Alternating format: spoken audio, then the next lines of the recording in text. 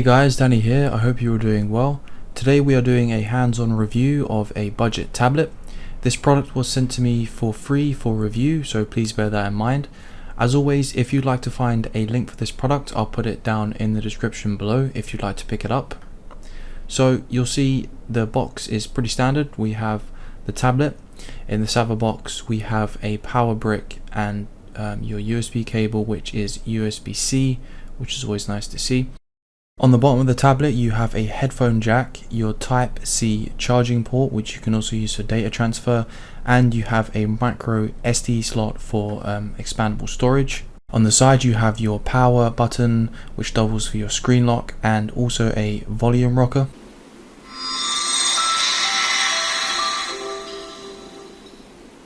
My first impressions of the tablet was it felt quite lightweight, not really much heavier than my smartphone, which is around 210 grams, so this did feel quite comfortable to hold.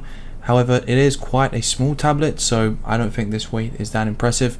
What I'm saying is, if you're going to be using this for a long period of time, it's pretty lightweight. For a child it might be a little bit different, but I think for most people it'll be fine.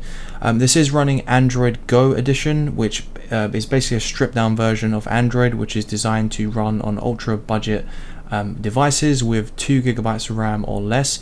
And it was definitely noticeable. It took about 10 to 20 minutes of sitting in this screen which says setting up device and getting account information. So the setup process is very slow. If you're an impatient person, this might annoy you. Getting through the initial setup is probably the most painful part about using a low-end device like this, because as it's trying to install any apps or updates in the background, the device basically just grinds to a standstill and apps become really slow, and doing anything else while anything else is going on in the background just becomes really annoying. But if you're doing one thing at a time and you keep apps closed in the background, the device can be pretty performant and okay to use. But as soon as you try and do any multitasking, it just becomes quite annoying. So if you're okay with sticking to one app at a time, and you're not a bit of a power user, you want to download stuff in the background, upload images, and maybe watch some YouTube videos, you are going to encounter some problems. I also ran into another issue quite quickly when I went out into my conservatory, which is roughly 20 feet from my router, which has Wi-Fi. It started to drop in and out of connection, so the antenna in this thing isn't too great, since my smartphone out here gets about 2 to 3 bars on Wi-Fi, and you can see this has none, so it was dropping in and out and I couldn't download any apps. So I decided to do a little bit more testing to see how bad this actually is. I went and stood next to my router and got some pretty respectable speeds. These are very usable, but then even when I moved about 10 feet away, which really isn't that much, these declined drastically. Still a usable level, but something's going on with the antenna here. It's really not too great. If you have a very powerful Wi-Fi and you have boosters, you should be okay, but you don't really have much range on this thing.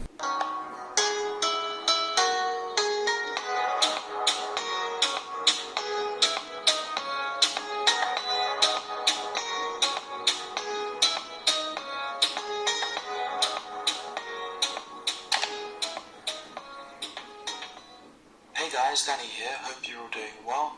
Today we are reviewing a pair of headphones. These were sent to me for review, and as always, if you'd like to pick them up, you can find a link down below. The last product I reviewed from this company did cause some confusion because the price changed.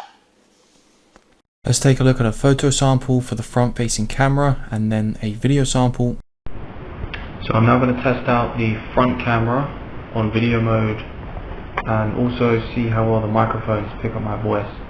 The quality on the screen looks pretty bad. It doesn't look horrendous, but I guess you could use it for a video call maybe, but I'll see how it comes out after I check out the video. Now some photo samples from the back camera and then a video sample as well.